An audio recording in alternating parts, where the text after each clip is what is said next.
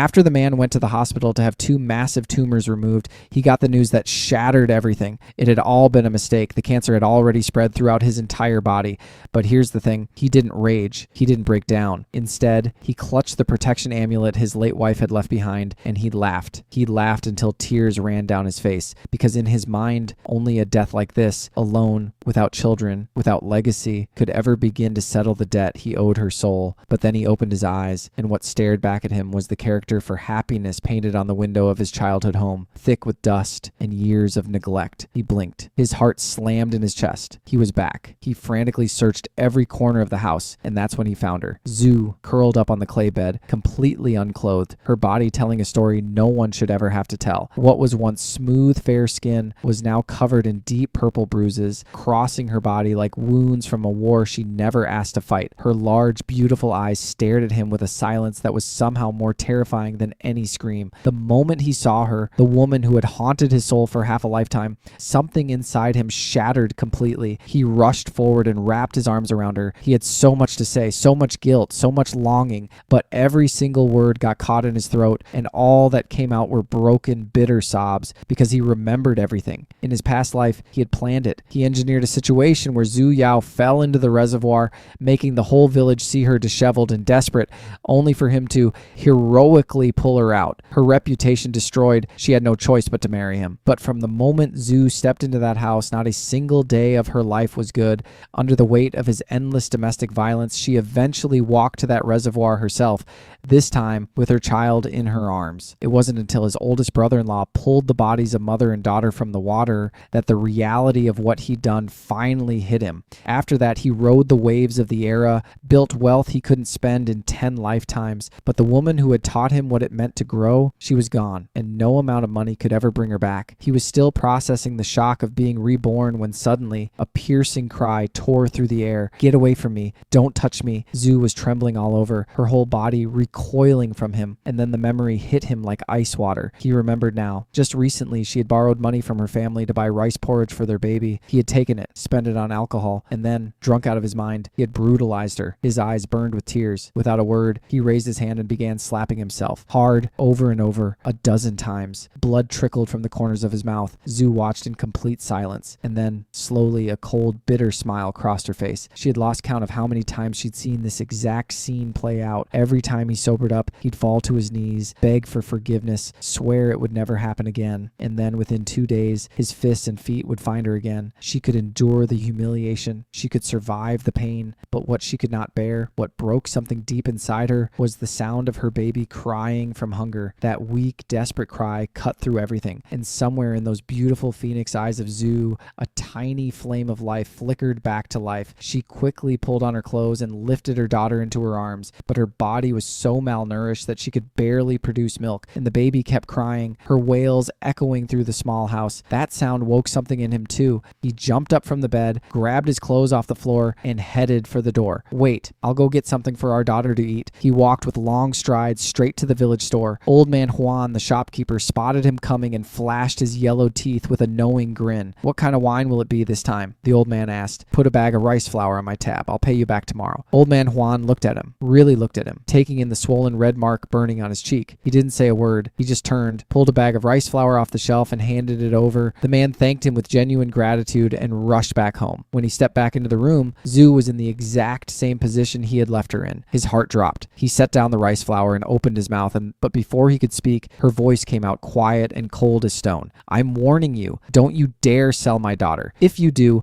I'll curse your entire bloodline into extinction." He froze. The memory crashed over him like a wave. He had actually been planning to sell their daughter to a family in the village just to get money for liquor. The shame of it almost knocked him off his feet. "I swear, I will never sell our daughter. Tomorrow, I'm going to the village to find work." He stepped outside and stood in the fading light. Then he raised his hand and slapped himself again, hard, several more times, because if his memory was right, this was the very month that Zou would walk into that reservoir with their daughter in her arms. That thought made his entire body run cold. The night was closing in, and there was nothing left to eat in the house, so 20 minutes later, he was at the foot of the back mountain, pulling the elastic band from his underwear to fashion a slingshot. Crack. A stone flew, a dove burst into the air, wings beating frantically. In his past life, after he'd made his fortune, he'd gotten into sport shooting. He even spent time with a slingshot. That old skill hadn't left him. He crouched in the grass for hours. By midday, he had trapped a pheasant in a net and knocked down several doves with the slingshot. The doves were small. 4 of them together barely made half a kilogram, but that pheasant, fat, heavy, a full 5 kilograms. He tied everything together with vines, hung them from a branch, and was just about to haul it all home when the weight suddenly disappeared. He spun around. The game was gone. His skin went cold. His hands started shaking. Had he just seen a ghost? Then a flash of light. It came from the peace amulet hanging against his chest, the same amulet his wife from his past life had always carried with her. It wasn't jade. It wasn't plastic. She had torn it off and thrown it at the edge of the reservoir the day she died. He stared at it, and the light faded. Hesitantly, he reached up and touched it. The next second, he stepped into a space, small, no bigger than his hospital room. He tested it again and slowly understood.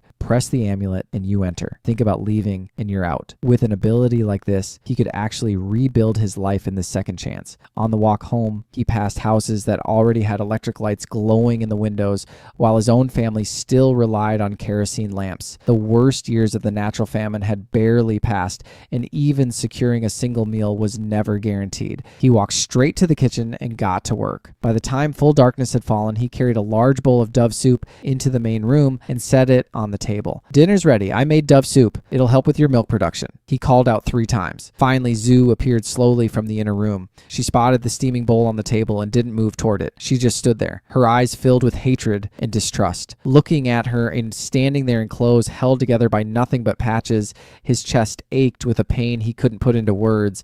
In an era of such scarcity, Zou Yao's beauty still managed to shine through all of it, and he had been a fool. He had won her and never once treasured her. Now, seeing the walls she'd built around herself, he understood. As long as he was standing in that room, she would not touch those chopsticks. "I'll eat in the kitchen." He turned and walked away. And for the first time in either of his lives, he did something right. Zou stood completely still, staring at that big bowl of dove soup like she couldn't trust her own eyes. Was this a dream, or was this her last meal? Because for as long as she could remember, whenever there was food in the house, he always made sure to fill himself up first, leaving her with nothing but the water used to rinse the dishes. So even though her stomach was hollowed out from hunger, she didn't dare touch it. It wasn't until she stepped outside and spotted him, crouched by the window, quietly drinking his own portion of soup, and saw that large pheasant hanging at the kitchen entrance, that everything clicked. He had gone hunting in the mountains. He had gone out and worked for this. Only then did Zou walk back into the main room, pick up that bowl, and eat. When the meal was done, he washed every dish and utensil himself under the watchful, suspicious eyes of his wife. He had always been lazy. This was probably the first time in this household that he had ever done chores with any real intention. After finishing up, the weight of everything he'd done that day sat heavy on his chest. He heated a pot of water, carried it to the bedroom door, and said softly, "Yao, use this water to clean up." He set the basin down, turned around, and walked straight back out. Then he sat at the doorstep for a long time. After a while, the faint sound of water came from inside. He didn't go back in. He just tilted his head up and looked at the stars, already making plans for tomorrow. A real path forward, a legitimate one, because autumn was already here and winter was coming. Temperatures dropping to 20 degrees below zero, water freezing on contact. His wife and daughter needed padded cotton clothing. If he didn't move fast, they wouldn't survive it. When the sound of water stopped, he got up and stepped inside. The moment Zou saw him appear, she flinched and stumbled back several steps. He stopped immediately. He cursed himself silently for what kind of monster he'd been, knowing full well that her fear wasn't something that would just disappear overnight. So he kept his voice low and calm. "I just came to get the basin. That's all." He picked it up off the floor and walked back out. Zou didn't respond. The second he was through the door, she threw her clothes on as fast as she could. Out in the yard, he washed up quickly with the leftover warm water. After spending hours lying flat in the undergrowth hunting those doves, he needed it. He sat at the threshold afterward, letting his mind drift back through his past life. There was a time when some city folks had come wanting to forage in the mountains but were terrified of getting lost. They came to him, directionless, useless him, to guide them. Back then, he thought those city people had nothing better to do, but he'd watched carefully and learned their methods. He knew how to find and harvest wild herbs. He could do that now. Go out, collect them, sell them. That thought lit something up in him. He tied a torch together, grabbed whatever tools he could piece together, and called out toward the bedroom. "Yao, lock the door. I'm heading out for a bit." He was gone the entire night and didn't return until 4 in the morning. and honestly, some of it came down to luck. On his way down the mountain, he stumbled onto a civet den and managed to pull out several cubs that hadn't even opened their eyes yet. Back home, he processed them quickly and skillfully, left one in the kitchen, loaded 2 baskets, and headed straight for the village market. On market days, he found the busiest corner he could and laid everything out. The civet meat and pelts spread across his baskets. An elderly couple noticed him almost immediately. Seeing a young, sun-darkened kid with fresh mountain goods, they figured they'd treat themselves. By the time they left, they'd bought everything, including all the civet pelts, saying they wanted to make gloves for their young grandson. In less than 2 hours, every last bit was sold. Then he took the rhubarb he'd gathered the day before and walked into the village's traditional medicine shop.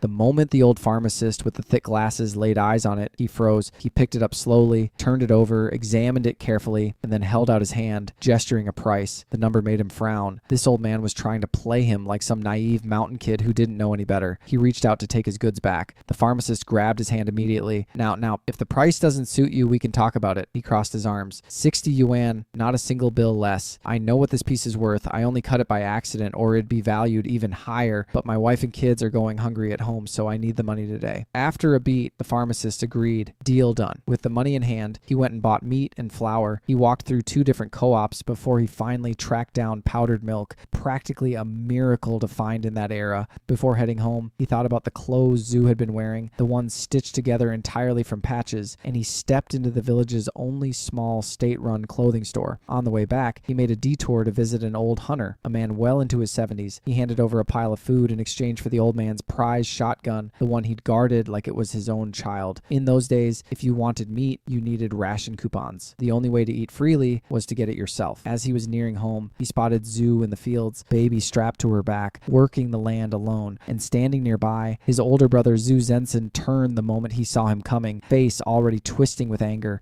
Where the hell have you been this time? You leave your wife to work the fields by herself? His eyes went wet before he could stop them. I went to the village to work, picked up some meat and flour on the way back. He steadied his voice. Tonight, bring your wife and the kids over for dinner. When his older brother heard that, he looked him up and down with clear suspicion, eyes dragging slowly from his face down to the dried mud caked across his pant legs. Then he glanced over at the basket his sister-in-law had prepared, full of corn buns she'd steamed at midday. Just have your wife take some home. We won't be coming for dinner. He paused, then added firmly, from now on, treat her right. There was nothing left to say. He nodded, picked up his things, and headed home. If he wanted to win his wife back, he had to start with her stomach, so he got to work in the kitchen. By the time dusk was settling in, Zou came through the gate with a few corn buns tucked under her arm, but the moment she stepped into the yard, something stopped her. A smell, rich, warm, savory, the smell of meat coming from the kitchen. She moved toward the doorway and peered inside. There he was, hunched over the old clay stove, completely absorbed in what he was doing.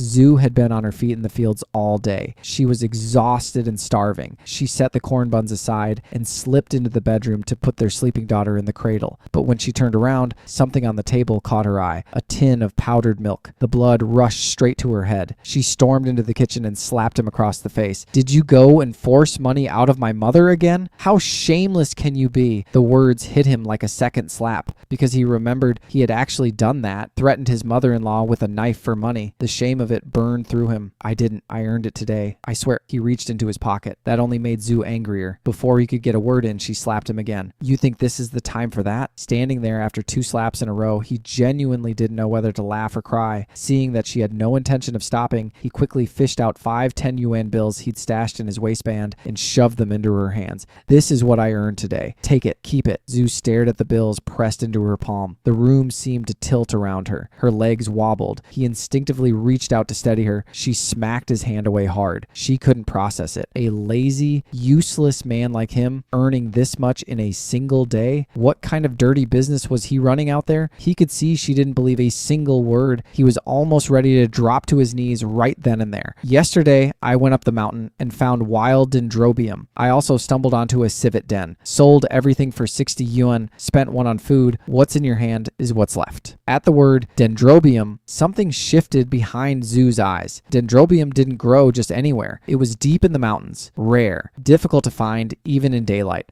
let alone at night. But then again, there had been blood spots near the well that morning, and there had been civet meat stewing in the pot. Maybe she really had read this wrong. Still, how did he even know what dendrobium looked like? He met her hard stare without flinching. I haven't done anything wrong. If I'm lying, may I die without a single descendant. He watched her breathing slowly settle. metal, watched the sharpness in her eyes soften just slightly. He exhaled. You, put that money somewhere safe. I'm going to take some meat over to my brothers. Let them have something fresh, too. He knew keeping the money in his hidden space would have been safer, but handing it to Zou meant handing her something more important, authority over this household, and that was exactly where it belonged. He loaded up a plate of stir-fried civet meat alongside a pot of silver carp and tofu soup and set it on the table in the main room. Then he filled a separate bowl for his brother's family and headed out, stopping along the way to pay back old man Juan for the rice flour and to clear his old liquor debt too. Meanwhile, back home, Zou stood in the bedroom staring at those bills in her palm. In over 2 years of marriage, money had only ever flowed one direction, out of her hands and into his. This was the first time he had ever voluntarily given her anything. She divided the bills into 5 separate portions and hid each one in a different place. When she came back out, something on the table stopped her. The food was still there, hot and steaming. She stood there for a moment, just staring. Then she went to check the kitchen. The water vat was nearly half full. The oil jar had been refilled, and hanging from the ceiling beam was a slab of pork belly, over 10 kilograms of it. He really has changed, but she couldn't be sure. Not yet. A dog doesn't just stop being a dog. When he got back and noticed she hadn't touched her food, he quietly placed a pheasant leg on her plate without saying a word. I'm heading up the mountain early tomorrow. While winter hasn't hit yet, I need to cover every spot where dendrobium might grow. It's the fastest way to make real money right now. And when things open up in this country,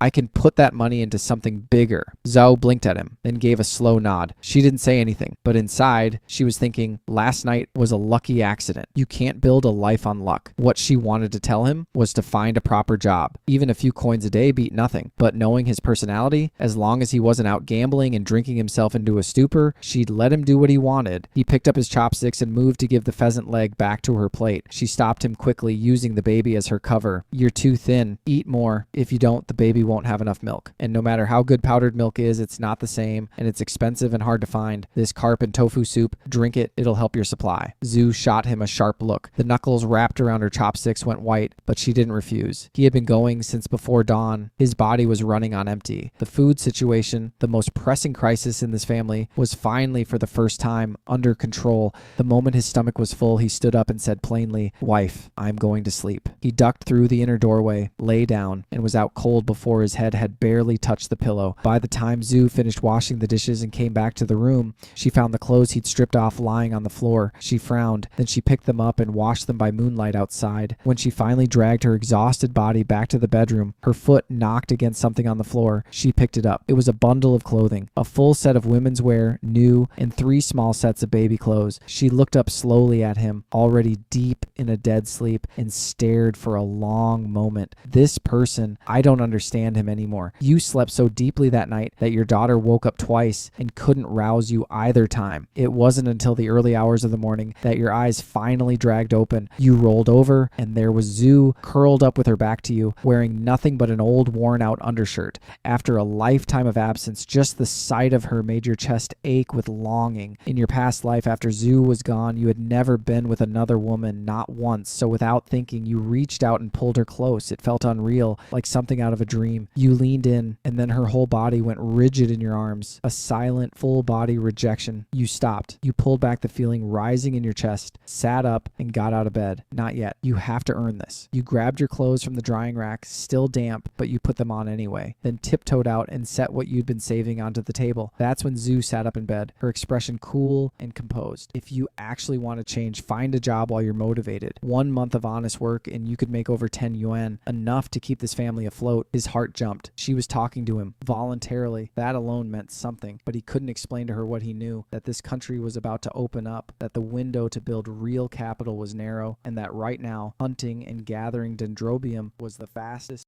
path to getting there. In his past life, after losing everything, he drifted like a stray dog until a kind stranger gave him a chance lurking in a state-run store. He charmed his way up to manager, made the right connection, and eventually built an empire. But this time, he wasn't going to wait for someone else to hand him an opportunity. He just couldn't explain any of that to Zou. Not yet. He watched him go quiet and distant and recognized the look immediately. He'd made up his mind, and nothing was going to move him. He pulled the blanket back over herself and lay down. "There are corn buns in the kitchen for you." His eyebrows shot up. A grin spread across his face before he could stop it. He walked over to the bed and and pressed a quick kiss to Zou's cheek. Yao, I already talked to my older brother yesterday. You don't have to go help them today. Then he leaned down and kissed his daughter too, and by the time Zou fully registered what had just happened, he was already gone. The dark room was quiet, just her and her sleeping baby. It was still early, but she lay there turning everything over in her mind, unable to fall back asleep. Eventually the sun warmed the walls, and then came a knock at the door. It was her second sister-in-law, Liu, wearing a smile that didn't quite reach her eyes. Fourth sister-in-law, up so early. Anything going on? Then, without waiting for an answer, those eyes slid sideways toward the kitchen. I heard from the oldest sister-in-law that you all had meat last night. Don't tell me your husband won big gambling. Before Zou could even open her mouth, Liu's feet were already carrying her straight to the kitchen entrance, as if they had their own agenda. Lord have mercy. A piece of meat that size? Did your husband seal it? How much did that cost? Their family hadn't tasted meat in nearly half a year. Their own child had been crying for days over it, and she hadn't bought any. Liu's eyes swept the kitchen hungrily, and then spotted half a wild pheasant hanging on the wall. Whatever composure she was maintaining collapsed instantly. Fourth sister-in-law, you'd better keep a close eye on the husband of yours. Gambling leads nowhere good. He could end up in prison. Zou's eyes narrowed slowly. Second sister-in-law, if he commits a crime, the police will deal with it. You don't need to worry yourself. Liu opened her mouth, then something flickered behind her eyes, and she swallowed whatever she'd been about to say. Her tone shifted to something softer, almost wounded. Don't be upset with me. I just worry about our fourth brother. He and my husband are blood after all. A beat. My little one's been crying for meat every day. Could you lend me 5 kilograms? I'll have your second brother bring the money over. After 2 years of living near this woman, Zou knew exactly how this worked. Whatever went into Liu's house never came back out. He wasn't going to lend 5 kilograms of meat to anyone, and even if she had the authority to, he wouldn't dare make a decision that big alone. Something this important isn't mine to decide. Second sister-in-law, wait until the fourth gets home and ask him yourself. She shut the kitchen door firmly. Liu's painted smile finally gave up the act. Fine. When fourth brother gets back, don't forget to tell him to bring the meat to my house. He left, the pretense completely gone. Up on the mountain, it was almost noon. Guided by memories from his past life, it had taken most of the morning, but he finally found what he was looking for. A wild dendrobium plant, and this one far larger than he worked carefully, patient till the sky began to dim and the full root system finally free. He cradled it like something precious. He was just turning to head back down rows. A spotted deer stood in the path ahead of him, probably drawn by the scent of the herb. For a second, neither of them moved. Then he reached quickly into the hidden space and pulled out the old hunter's shotgun. The shot cracked through the forest like thunder. Birds exploded from every tree in every direction. Back home, Zou had dinner ready and her daughter fed. He kept glancing at the door, frowning. Wild herbs aren't that easy to find. He'd be better off learning a real trade. She was still thinking it when she heard movement in the yard. She came out with the baby in her arms and found him already there, quietly unloading his basket. Wash your hands, come eat. She went back inside. She'd glanced at the basket. She'd seen what was in it, but she said nothing. When he stepped through the door and saw the table full of steaming food, his eyes went warm. Also, we're getting electricity installed in the house these next few days. Zou paused mid-stroke, petting the baby. She looked up carefully. Electricity means a monthly bill? She said it, watching him from the side, bracing herself, waiting to see if he'd flip the table over her words. He caught her expression immediately. He set down his chopsticks, got up, went to the door, and carried the basket inside.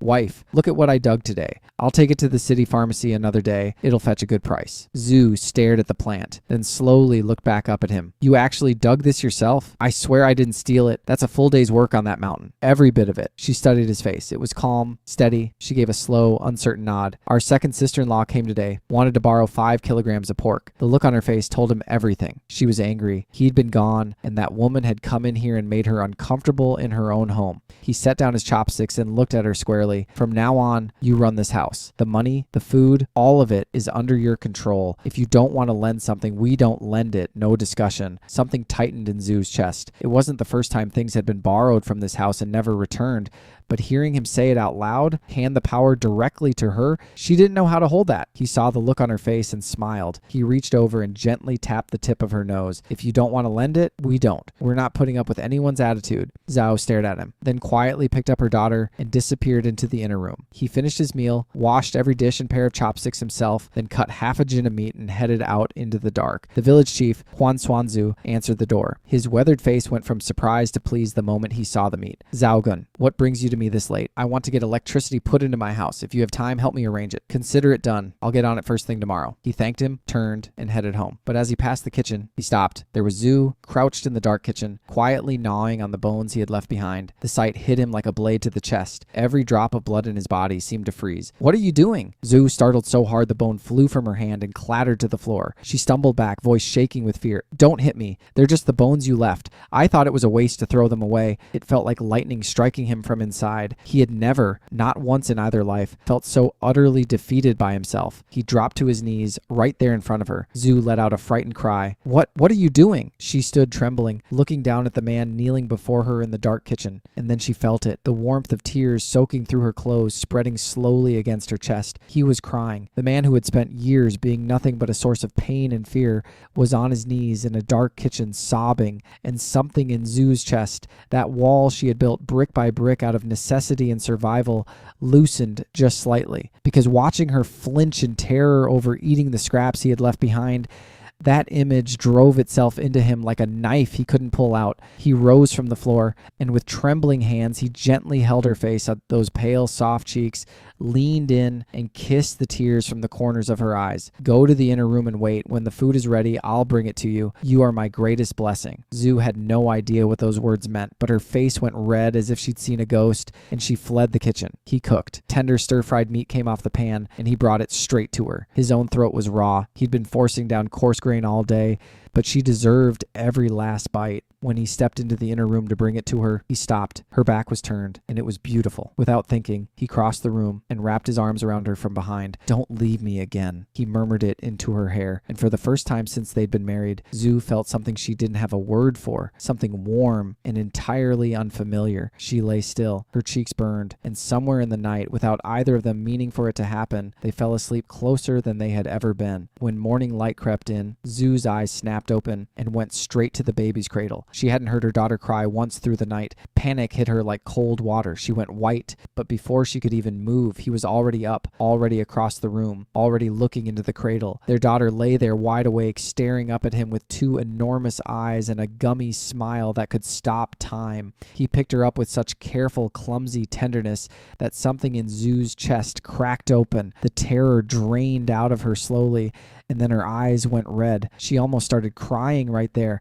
How had she slept so deeply? What if something had happened? This baby was so small, so fragile. "Stay in bed a little longer, wife." Zou sat up and checked the diaper. It was clean, changed, though unevenly, clearly by hands that didn't know what they were doing. So he'd gotten up in the night to take care of her. In the entire time since their daughter had been born, he had never once done that, not once. And now here he was. Maybe he really has changed. Maybe I can trust this. By the time she came out of the room with the baby in her arms, breakfast was already on the table. Tofu, greens, corn porridge, mixed grain buns. He stood in the doorway shirtless, reached out and took the baby straight from her arms. "Go wash your hands first." Zou looked at him. This big man holding such a tiny baby like she might shatter, and despite everything, a small laugh escaped her. "She's your own daughter, not a tiger. She's not going to bite you." They were still eating when the village chief Huan Zou arrived at the gate with an electrician in tow. He stopped at the site in the courtyard, Zou sitting at the table eating, and her husband wandering around shirtless with the baby. Then the chief's eyes landed on a neat row of bite marks on the inside of his arm, and a knowing grin spread across his weathered face. "Zhaogun, still haven't finished eating?" He guided the chief and the electrician outside the gate to talk, then came back in long enough to hand the baby to Zou before pulling a pack of cigarettes from his loose pants pocket. The chief looked at the brand and laughed, showing off his yellow teeth. "You're still a rascal, but you've improved. That pack costs 40 cents. The electrician smiled quietly, tucked his cigarette behind his ear, hoisted his ladder, and got to work. 40 cents a pack. More than he ever bought for himself. This family was generous. It was worth the trip. When the electricity was connected, he came back inside, and a shirt sailed straight at his face. "Put some clothes on. What do you look like walking around like that?" What she couldn't say, not in front of the men, was that his back was covered in scratches. Her scratches from the night before. The chief and the electrician had both seen them. Neither said a word, but Zou had wanted to sink into the earth. She waited until he'd headed back up the mountain before pressing her burning cheek into her hands and taking a long moment to compose herself. Then she stripped the bed and got to work washing the sheets. She just set the baby in the courtyard cradle and filled the washing basin when she heard the gate. Her mother walked in carrying a basket, eggs, and a small piece of meat. "Mama, what are you doing here?" Her mother didn't answer right away. She walked the basket into the kitchen, then turned and looked her daughter up and down. The old, ill-fitting clothes, the thinness, her eyes filled instantly. She looked away fast, picked her granddaughter up from the cradle, and kept her voice steady. "I finished up at home, came to see you," but her eyes were moving, taking in the 3 crumbling adobe and thatch rooms, the low ceilings, the dust, the cobwebs, and her heart was doing what it had been doing for 2 years, reproaching itself for agreeing to this marriage, for what she'd done to her daughter's life. "Yao," her voice dropped. "I've been thinking, if you truly cannot go on with him, Divorce him. You're young. There's so much life ahead of you. Don't waste it on a man like that. Zou went still. She sat down on the bench and said nothing for a long moment. She thought about that day, the day he took the money she'd borrowed from her own family to buy porridge for the baby and spent every last coin on alcohol. The hopelessness that had swallowed her whole, how she had stood at the edge of the reservoir, her daughter in her arms, thinking it was the only way out, and then how he'd sobered up and slapped himself bloody with regret before running to buy the porridge himself. But these past few days, he wasn't going out to idle. He wasn't drinking. He wasn't gambling. He was working, bringing home food, handing her money, getting up in the night with the baby. Mama, Zou looked up. I'm not thinking about divorce right now. He's changing. Slowly, but he is. She pulled at the edge of her daughter's new clothes, the ones he had bought. He bought me a set too. I just haven't worn it yet. Her mother stared at her. Something in Zou's face was different. A color in her cheeks that hadn't been there in a long time. A light, faint but real, returning to her eyes. She didn't mention what she'd overheard the day before, that her son-in-law owed 50 yuan to a stranger, a debt that size. She had no idea how they'd repay it. That fear had driven her here this morning, but looking at her daughter's face now, it didn't look like someone performing. It looked real. She steadied herself, blinked back tears. If he can truly change, then I can rest easy. Up on the mountain, he had 2 cigarette butts dangling from his lip, completely unaware that his mother-in-law had almost taken his wife away from him this morning. He was doing math in his head, current dendrobium prices, cost of materials, calculating how long before he could build a proper 2-story house. Even after construction, he'd still have solid savings left. Not many families in this era had 10,000 yuan. He knew he'd be in the village a few more years yet, so the first priority was the house. Those 3 adobe rooms barely let him stand up straight when he walked in. Dust everywhere. Cobwebs on everything. That was no place to raise a family. He had no idea what had almost happened while he was gone. And honestly, if he had known, he probably wouldn't have been able to drag himself up the mountain for days, because he understood now, more than anything, money could wait. Methods from his past life weren't going anywhere. There was no rush. Nothing was worth more than Zou and their daughter. At noon, Zou's mother hadn't eaten. She hurried to leave, afraid that every bite she took was one less for her daughter. Zou tried to stop her, then went straight to the kitchen, lifted the hanging meat, and cut off more than half of it. She chased her mother down the road. Mama, take this for my brother and his wife. Her mother turned and saw the size of the piece and immediately started waving it away. She was afraid that if her son-in-law found out she'd taken food from his house, he'd take it out on Zou, afraid her daughter would go without. Keep it. Eat it yourselves. Look at you. You're all bones. You need to eat. How is the baby going to get any milk otherwise? She left without taking the meat, and Zou stood there in the road, holding it, watching her mother go. Zou stood there until her mother disappeared from view. Then she walked back into the kitchen with the meat and got on with her day. The neighbor, Zhang Yilan, roughly the same age as Zou but married 2 years earlier, appeared over the courtyard wall, dark-skinned and casually gnawing on a raw radish. Sister, you never come outside. You haven't heard what's going around? Zou came out of the kitchen and sat on a bench in the yard, responding here and there without much investment. Zhang Yilan, sensing she wasn't getting the reaction she wanted, dragged a bench over and planted herself right across from Zou's washing basin. Then she dropped her voice to a conspiratorial whisper. People are saying your second brother's youngest isn't actually your second brother's. Zou's hand stopped. She looked up slowly. They're saying it's your oldest brother's. The words landed like a stone in still water. Zou couldn't speak. She had always respected her oldest brother-in-law deeply, always thought of him as honest, fair, a man of true character. But now something settled into her heart like a splinter she couldn't reach. How could something like that happen in this family? Zhang Yilan looked satisfied with the reaction, gave Zou a little pat, and stood up. Anyway, I'm heading home to make dinner for my husband. He came back late that night. From a distance, he saw the electric light glowing through the window and couldn't help but exhale with something like peace, so much brighter than those old tallow lamps. Zou heard him come in and quickly brought out the food she'd been keeping warm, white flour buns and whatever she'd saved, then glanced at the mud caked all over his clothes. Why are you so late today? She moved toward him to brush off the dirt. He immediately wrapped his arms around her, turned, and bolted the front gate. Then he reached into the straw lining of his basket and set something carefully on the table.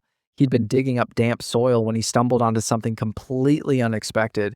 He told her he slipped and fell, that pulling himself back up the slope had taken real effort. That's why he was late. What was on that table right now was worth no less than dendrobium. It sold by the gram. He had accidentally walked into a small fortune. Zou leaned over and studied the brown ginger-shaped root on the table. I think I've seen this in a book somewhere, she said, uncertain. He hadn't expected that. Most people in the village had no idea what this was worth. which was exactly why so many mountain treasures were still sitting there uncollected. This herb would hold its value for another decade before cultivation techniques made it common. Even then, wild harvested would always command extraordinary prices. But right now, it was rare, and he had it. He flashed a wide smile, pulled his slender wife close, dipped his head, and kissed her smooth cheek. That's right, it's Fotai. Tomorrow I'm taking you and the baby into the city for a walk. Zoo's body stiffened instantly. The memory hit her without warning. The day he talked about selling their daughter to a wealthy city family that couldn't have children. She still didn't know the whole truth of it. Fear moved through her fast. She pulled free from his arms, her posture shifting to that familiar guarded wall. The baby is too small. We're not going. She turned away. Go wash your hands and eat. He caught it immediately. The shift, the withdrawal, the fear underneath. He'd wanted to take her out, buy her winter clothes, let her breathe for a day, but he'd burned through her trust so completely that even a simple invitation carried shadows. That wasn't something that could be fixed overnight. He'd have to keep going, keep showing up, day after day. He pulled off his mud-stained shirt, stepped outside, washed his face quickly, and came back to the table. The food waiting for him stopped him. Golden scrambled eggs and a small plate of leftover stir-fried meat from the morning. Had she eaten at midday? If she kept saving food like this, I'll never get any weight back on her. I need to earn faster. I need her to feel safe. Wife. Where did the eggs come from? Zou ladled him a thick bowl of flour soup without looking up. Not long after you left, my mother came. She brought them. The mention of his mother-in-law hit him with a flush of shame. He'd threatened that woman with a knife for drinking money. He didn't ask why she'd come.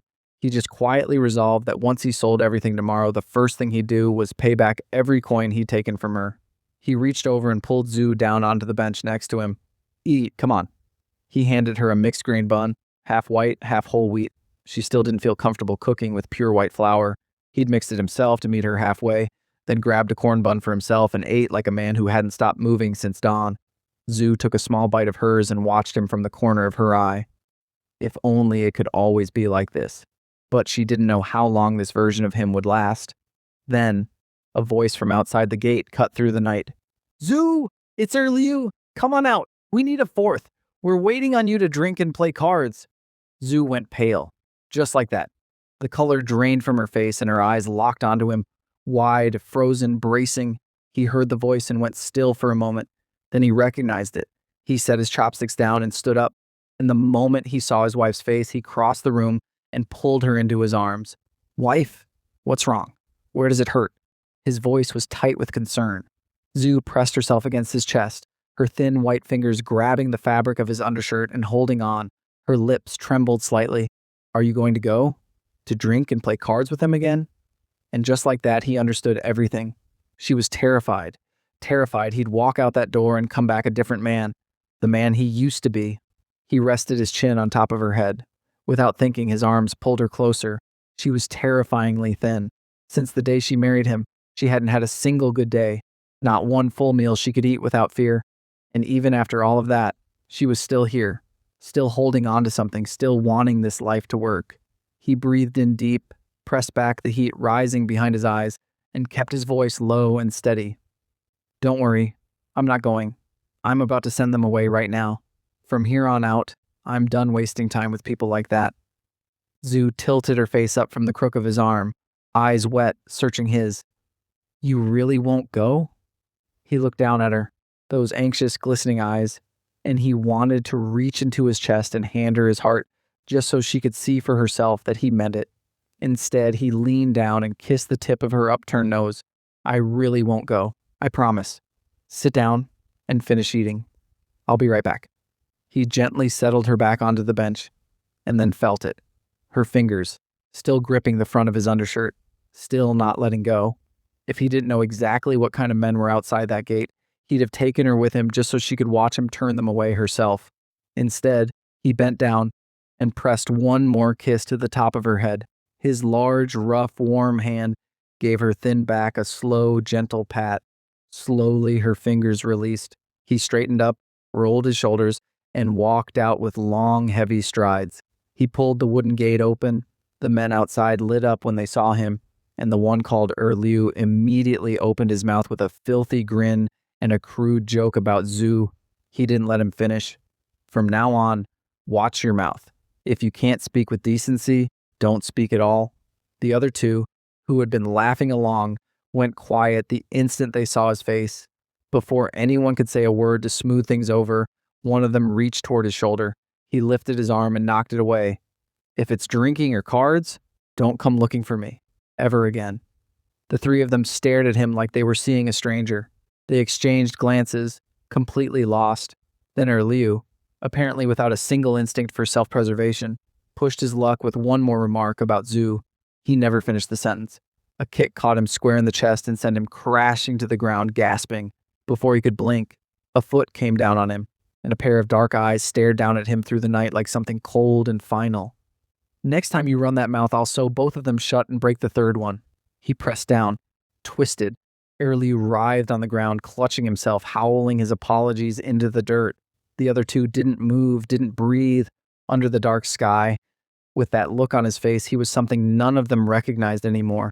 Nobody stepped in. Nobody said a word. They'd been afraid of him since they were children, but not like this. Everyone in the village knew this man had never feared anything when it came to a fight, but tonight was different. Tonight he looked like a starving tiger, one breath away from tearing someone apart. It sent a chill through the air that none of them had ever felt from him before. But even as he stood over Liu on the ground, one thought cut through the rage. Zou. If her screaming attracted her out here, if she saw him like this, all the trust he'd barely started to rebuild would shatter. He straightened up, pulled his foot back, looked down at Liu one last time. The other two felt the air shift like a man getting off death row. They scrambled to haul Liu up off the ground. "Fourth brother, we're leaving." And just like that, all three of them were gone.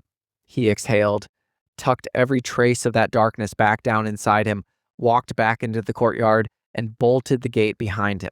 Inside, Zou had been going out of her mind. From the moment he'd stepped out that door, she couldn't sit still. Every second stretched out like an hour.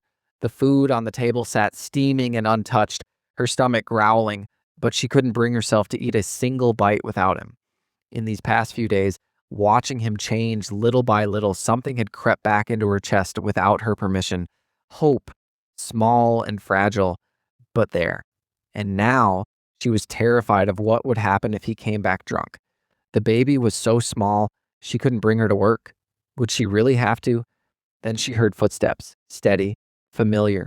She looked up, and there he was, his tall figure stepping through the moonlight into the yard. Her eyes, which had gone completely flat with dread, lit back up all at once. He hadn't gone with them. Before she could even process it, he was behind her, wrapping his arms around her and pulling her back against his chest. He dipped his head and kissed her soft white cheek, then grabbed a corn bun off the table and started eating like a man who'd been working since before sunrise. Zou still hadn't fully come back to herself. She asked quietly, almost like she needed to hear it again, "You really won't go back to running around with them?" "Reporting to my wife, I've cut them off completely. No more gambling. No more of any of it." Zou nodded slowly. And then, for the first time that evening, she picked up her chopsticks and started eating. She snuck glances at him while they ate. He ate fast, but there was something different about the way he carried himself now, and his jaw set, his face sharp and handsome in the lamplight. She'd almost forgotten. When she'd first been pushed into marrying him, part of it had been this face. She'd let herself be swept away by it back then. Without thinking, she slid a golden egg over to sit on top of the bun in his bowl. He caught it and grinned without missing a beat. "Wife, eat faster. Then in bed you can stare at me all you want." Zou snapped back to reality. She shot him a withering look, face burning red, and dropped her head back over her bowl.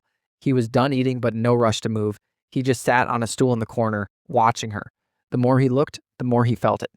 A quiet, overwhelming pull toward her. This era had nothing.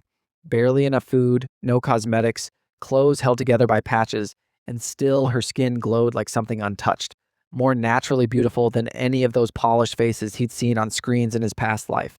He reached over and took her wrist gently, turning her hand toward him. Her knuckles were rough and prominent from work. He looked at her thin wrist and made a quiet decision. Tomorrow, after he sold everything, he'd find a way to get a washing machine. He'd heard of them going through back channels. In this era, most people didn't even know what one was, but she wasn't going to keep washing everything by hand, not if he had anything to say about it. Zou pulled her hand back, cheeks blazing. "If you're done eating, go heat some water and wash up. You're covered in mud." He stood up, kissed her on the cheek without warning, and headed to the kitchen. The moment he was gone, Zou set down her chopsticks and pressed both palms to her burning face. Since last night, this man had been holding her, kissing her, pulling her close at every turn. Every time he got near her, she could smell something that made her pulse do things she didn't understand. It was like something small and frantic was trapped in her chest, jumping around. She didn't understand what was happening to her. After dinner, he took her hand and led her out for a slow walk to settle their stomachs. On the way back, he steered them in a different direction, toward a crumbling mud shack beside the cattle shed, a makeshift stove propped up outside. Through the gap in the door, a woman inside was hunched over, covering her chest and coughing without stopping. She was mixing a small handful of cornmeal with water, pouring it into a cracked ceramic pot. By the time she'd done just that much, her forehead was dripping with sweat the size of beans. Then a man with salt and pepper hair came striding up from down the road. He took one look at her and frowned, reached out for the ladle, and told her firmly to go lie down. He'd cook. She looked at him. He held out half a flatbread. I got lucky today. Found a cake. I ate half. Brought the rest back. Eat it. You'll recover faster if you eat. Did you eat? He didn't hesitate for even a second. Already ate. She looked at him and pushed the bread back. I'm not hungry. Eat it yourself. I've been lying down all day. I just want something liquid. He bowed his head, added more wood to the fire. I told you to eat, so eat. How are you going to get better if you don't? His eyes were red at the edges. Today I ate until I was full. What will you eat tomorrow? He wasn't taking care of himself. There was barely any rice left, and even that he'd gotten by going door to door asking neighbors. It hurt her that he'd worked all day without eating, that he'd come all this way out here just to suffer alongside her. He pressed her hand in his. Stop thinking so much. Just focus on getting better. Tomorrow I'll go find medicine. I'll get you well, I promise. Zou felt a knot tighten in her chest watching them. On the walk home, when she asked about those two, he went quiet. Because what could he say? He didn't know them well.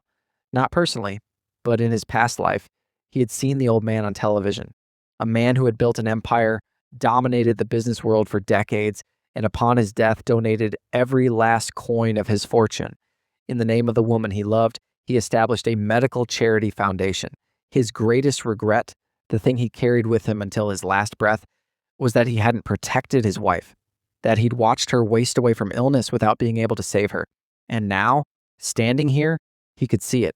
The cause of her death had been right in front of him. Malnutrition, that leaking, drafty shack, watered down gruel every single day. Any small illness in a body that broken could turn into consumption. He made a quiet plan, medicine, and an investment in the man who would one day become one of the most powerful figures of the era. The next morning, before the sky had even fully lightened, his eyes were open. He slipped out of bed without a sound, crossed to the small cradle, picked up his daughter with careful hands and tucked her gently against Zoo's side, covering her with a little quilt. Then he made breakfast, closed the door softly behind him, and set off. It was a market day. Even this early, the road had people on it. In this era, a man with a double-frame bicycle was considered well off. Most people still walked everywhere. He found the largest traditional medicine shop in the city by memory alone. The middle-aged pharmacist inside looked him up and down the moment he saw what he'd brought out, then picked up the herbs slowly and examined them with the careful hands of someone who knew exactly what they were looking at. He tried to lowball the price. Of course he did. But the moment he saw that this young man wasn't going to be played, he glanced at the basket and invited him to the back courtyard. They went back and forth for nearly an hour. In the end, he sold 2 dendrobium plants, a fotai root, and deer antler velvet. He walked out of that pharmacy with 50 large bills tucked against his body and a quiet satisfaction sitting in his chest. He went to the state store next. He'd had his heart set on a washing machine, but when he asked the price, it stopped him cold. He smacked his own forehead. Washing machines existed, but they were only in hotels and laundromats. No one had brought them into homes yet. The first domestic model wouldn't be manufactured until 1978. It hadn't happened yet. But he did manage to get his hands on a coupon for a 9-inch black and white television. He bought it without thinking twice. Then oil coupons, meat coupons, flour coupons. The black market dealers, seeing a serious buyer, fell over themselves to help. They tracked down a contractor with a tractor and for 2 yuan, arranged to have everything hauled to the village. Done. He didn't even think about it. Then he went back to the state store and bought Zou a brand new red sweater, trousers, and leather shoes, several sets of new baby clothes, new cotton quilts. He kept going until the cart was nearly half full. The tractor driver stared at him, this young man in worn, tattered clothes, and genuinely could not reconcile what he was seeing. All of this at once. Who is this kid? Back at home, Zou had woken up to find the baby tucked warm beside her. Breakfast already made and waiting on the table, golden eggs sizzling in oil, pieces of meat still crackling. She stood there for a moment and felt something move in her chest that she didn't have a name for yet.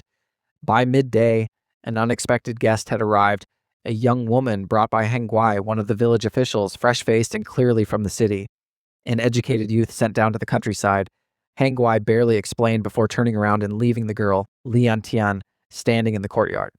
Zou looked at their 3 tiny crumbling adobe rooms and said nothing. She just went inside, brought out the thermos, and poured the girl some hot water. Lian Tian sat on the bench in the yard and quietly assessed the situation. A thug's house. I need to get reassigned as fast as possible, but when she offered to help cook and stepped into the kitchen, she stopped. The old worn kitchen was spotless. A massive slab of meat hung from the ceiling beam. She looked at it, then looked at Zou kneeling by the stove. Didn't they say this family was so poor they couldn't even lift the lid off the pot? You don't need to help, Zou said without looking up. If you have nothing to do, go watch the baby in the patio. Lian Tian went out and leaned over the cradle. The baby lying there looked like a little porcelain doll, round, white, almost unreal. She played with her tiny fingers and wondered to herself, the wife of this house looks about my age, so delicate and beautiful. How did she end up married so young? To a man like him? Did he force her? The more she thought about it, the more unsettled she felt. Then Zou appeared in the doorway, holding a bowl of noodles. Come eat, comrade. Lian Tian looked at the bowl, thick noodles with fat floating on top. She blinked. My name is Lian Tian. Call me Tian, sister-in-law. Zou nodded and said nothing more. Around 4 in the afternoon, the tractor came rattling into the village like a small earthquake. Zou was in the patio shelling corn. She heard the noise, got up, and went to the gate and froze. He jumped down from the tractor. She was still trying to make sense of it when the driver started calling out from behind the vehicle. Kid, you sure all this is going to fit in your house? The driver came around to the back and carefully began sliding the television to the edge, easing it down. He grinned wide. There'll be plenty of room in the future. Zou stood there completely still. She found her voice. You bought all of this? The disbelief in her words was total. A mountain of goods and a television. How much money? How many coupons? Where did it all even come from? He came over, looked at her face, those wide eyes taking in the impossible pile, and reached up to cup her cheek gently. He knew she was hurting over the money spent, but that amount was nothing to him. The only thing that mattered was that from here on out, she would never want for anything again, never suffer through another cold winter or skip another meal. He leaned close to her ear. I'll explain everything later. For now, step back a little. Don't let anything hit you. Let me unload. Zou moved aside, stiff as wood, and watched item after item come off that tractor and stack up in front of her house like a small mountain. And in her chest, all she felt was a wave of complicated regret. If I'd known, I would have gone with him. I would have carried the baby and gone. Where did he get this money? Where did he get this many coupons? Who in a normal family can just buy a television? The electricity bill alone? What a waste. What a reckless, impossible waste. In the corner of the yard, Lian Tian stood holding the baby and stared. So this was the village thug. She had imagined someone ugly and brutish, but the man now unloading crates with those broad shoulders and long legs had a face that made her heart do something completely unplanned. She had never in her entire life seen a man this handsome. No wonder a woman like Zou had married so young. When the last item was off the tractor, he pulled 2 yuan from his pocket and handed it to the driver, who took it with a wave and rumbled off. He started carrying everything into the courtyard. Zou moved to help. He stopped her immediately. Sit down. Rest. He still hadn't even noticed there was a stranger in his house. His older brother Zhao Zengin came running at the noise, took one look at the pile outside his brother's gate, and went completely still. This lazy good-for-nothing, where did he get money for all this? He had nothing to sell. The house was bare. Did he sell the baby? He looked over, spotted the little girl in Lian Tian's arms, and exhaled with visible relief. Without another word, he stepped in and started helping carry things inside. Then Zhao Zengin noticed the television. Brand new, already plugged in, flickering to life with sound and moving images, tiny figures on the screen moving and fighting and going about their little lives. He circled it once, twice, 3 times. He didn't dare touch it, but he absolutely could not look away. Everyone in the village had heard about televisions. People said they cost hundreds of yuan, a fortune. So this was what city people called a television set. Zhao Zengin never imagined his own brother would be the first person in the entire village to own one. Once everything was put away, Zhao Zengin pulled him aside at the courtyard entrance and lowered his voice. Where did all this money come from? He patted his chest without any rush. Hunting. He left out the part about the dendrobium, not because he didn't trust his brother, but because dendrobium grew on sheer cliff faces, and even if he told him, it wouldn't help much right now. And if word spread, he'd lose his source entirely.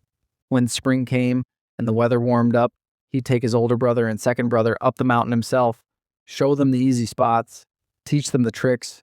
After that, whatever they found would be their own luck. Zhao Zengin had been about to lecture him about settling down and focusing on farming, but then he looked at his brother's eyes. There was something there he'd never seen before. A sharpness, a depth, like looking at a completely different person. Even as his older brother, he felt like he didn't recognize him anymore. Since Zengin was already there, he told him his plan. He wanted to build a house. He'd pay him a full day's wage of 1 yuan. Zengin took a long drag of his cigarette and shook his head. If you're going to behave yourself, I'll work for free. What do I need wages for between brothers? I'll pay you the same either way, brother. Accounts should be clear even between family. He paused. Find me a good master builder, quality materials. I want us in the new house before winter hits. Zengin nodded, assuming the fourth brother just wanted to patch up the 3 straw shacks. He never imagined he was talking about a 2-story building. But there was too much to do and not enough hours. He needed to clear every dendrobium from the mountain before cold set in. And if he happened to find more foti or stumbled across a sika deer for its antler velvet, that would be an enormous windfall on top of everything else. Since the day was still young, the 2 brothers went together to find the village chief Huan Sanzu. In the era of the planned economy, even buying bricks required a permit. He handed Huan Sanzu a pack of Dezhonghua cigarettes and 1 yuan and walked out with the permit in hand, no problem. They went straight to the municipal brick factory to place the order. Zengin looked confused. How many bricks, fourth brother?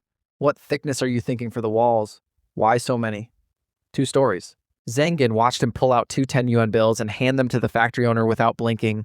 He clenched his jaw at the sight, and when he heard his brother casually say the rest would be paid upon delivery, Zhao Zengin's eyes went wide. Those were 10-yuan notes, not scraps of paper, pulled from his pocket like they were nothing, like losing them wasn't even a thought. The brother who used to gamble away everything he had was now standing here with the bearing of a man in charge, more authority in his posture than the factory director himself. If he'd been wearing a clean blue jacket without patches, anyone would have assumed he was the son of a party official. The only things giving him away were the small black mole on his neck and the old knife scar on his hand from some long ago fight. Otherwise, Zengin might have genuinely thought someone had secretly swapped his brother out for another person. On the walk home, Zengin floated along in a daze.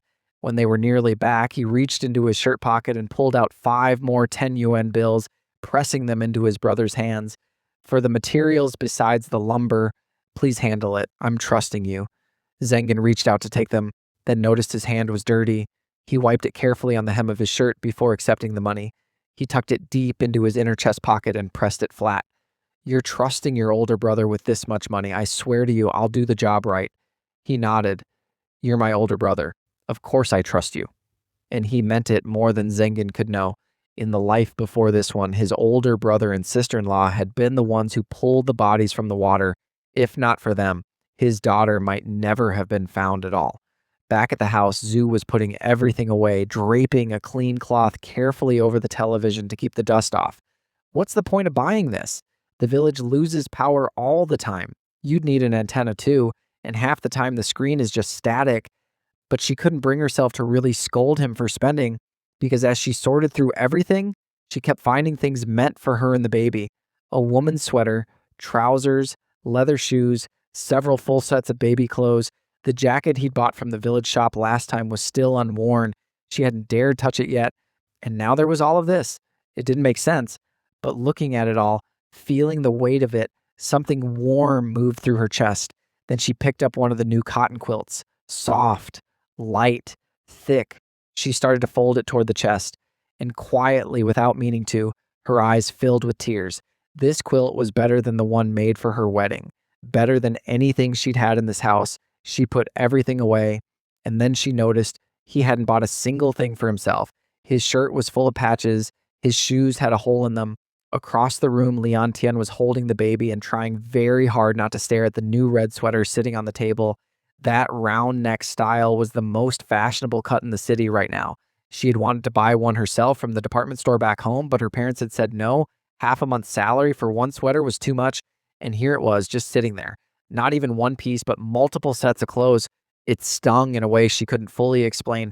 He came striding in from outside and stopped when he saw the unfamiliar young woman standing there holding his daughter, smiling at his wife. "Friend of yours?" Leon Tien heard the question and instinctively dropped her eyes, not quite daring to hold his gaze, even though she'd always thought of herself as a city girl who had nothing to be intimidated about by village men. But from the moment he'd come back on that dusty tractor, her eyes and her thoughts had barely left him. She hadn't looked at Zou even once, which was its own kind of embarrassing. Zou had been so absorbed in organizing everything that she'd nearly forgotten there was another person in the house at all. She quickly took the baby and explained, the village chief had sent this educated youth to be placed here temporarily. Would it be all right to clear out the west room for her?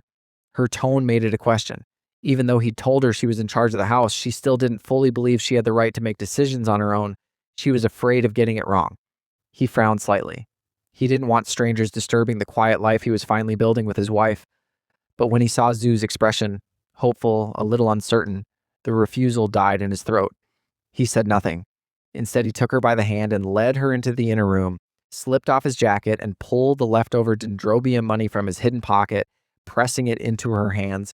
Then he took the baby and bounced her gently while he told her his plan for the new house. Zou looked at the crisp 10 yuan notes in her palm and couldn't quite believe it. After buying all of that, there was still this much left. 2 dendrobium stalks, 1 fotai root, some deer antler and velvet, and it had all been worth this much. When he mentioned building the house, she quietly tucked the money away into a safe place. Then she sat in silence for a moment. If they didn't build the house, what they'd earned in just these 2 trips could keep the 3 of them comfortable for years. Her younger brother's family had been helping hers for so long. They had their own children to worry about now. She couldn't ask them for more loans. She was still turning it over in her mind when he leaned in without warning and kissed her soft white cheek. "Wife, don't worry about the money. I'm here."